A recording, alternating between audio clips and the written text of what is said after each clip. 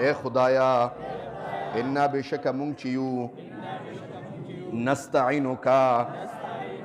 امداد غواړو ستانه اللهم اے خدایا انا بشک مونږ چې یو نستعینکا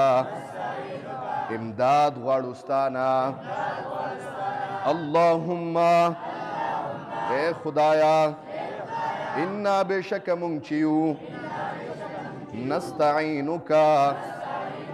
امداد غواړو ستانه واخر دعوانا الحمد لله رب العالمین الله مونږ چې کوم درس ولسته خدای خپل دربار الهي کې قبول او منظور کې د دې درس په برکت باندې حاضر مجمع ته خدای په نظر د رحمت محبت الفت او عشق په نظر باندې الله وګوري الله د ستا د محبوب عاشقان دي خدای ستا د پیغمبر اقوال او خبرو او عشق له الله راغلي دي تا خپل فرمایلی دي کوم چې زما د پیغمبر عاشقان دي الله مې مغفرت کړي دي خدای د دې حاضر مجمع مغفرت نصیب کې الله مونږ ډیر ګناهګار یو ډیر خطاکار یو ډیر سیاکار یو الله زمونږ په ګناهونو او خطاګانو باندې خدای د عفو قلم راخ کا الله ستا در ته راغلي دي خدای بل درم نشته الله ستا ذات او ستا د پیغمبر ذات راغلي دي د دې په برکت باندې خدای د هر قسم مصیبتونو دردونو بیمارونو خدای اوساته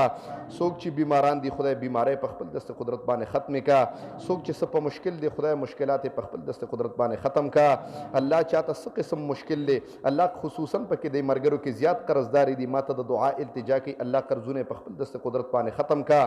الله د چا رزق کمزوري دی خدای په رزق کې برکت واچوا د چا کاروبارونه کمزوري دي خدای کاروبار کې برکت واچوا الله د حاضر مجمستار زال راغلي دي خدای او ستا عشق او ستا د پیغمبر عشق راغلي دي الله د دې په برکت باندې په بچو کې عالمان حافظان قاریان مفتیان خدای پیدا کا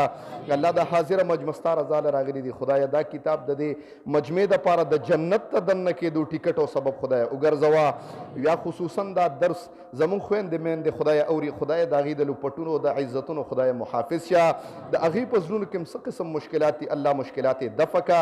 الله څه قسم مشکلات دي څه قسم مصیبتونه دي څه قسم دردونه دي الله ته محافظ شه الله ته محافظ شه د هغې په اولاد کې خدای د هغې په دغه کې بچو کې خدای عالمان پیدا کا د حاضر مجمع د دې کتاب په برکت باندې د هر قسم آفات او بلیات او اتفاقی حوادث او تانو قچرو هسپتالونو نه خدای اوساته او په وخت ځن کدنم دا کلمه په جبر راولي چې لا اله الا الله محمد رسول الله صلی الله یا رسول سلام علیکا یا حبیب سلام علیکا سلام